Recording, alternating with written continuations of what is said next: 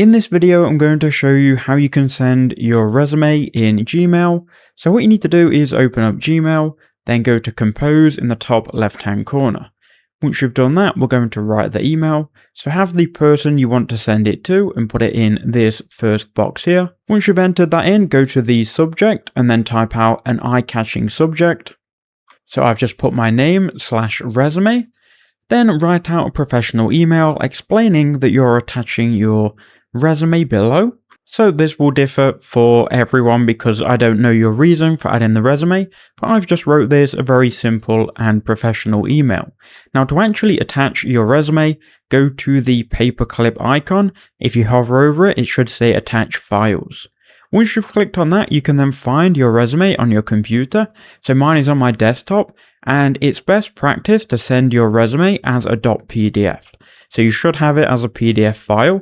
Click on the resume and click open. You'll then see it start to upload, and once that bar goes all the way and it's uploaded, you can then go ahead and click send. Just wait until it's sent, and there you go, you've now sent your email. They'll be able to then click on your resume and open it.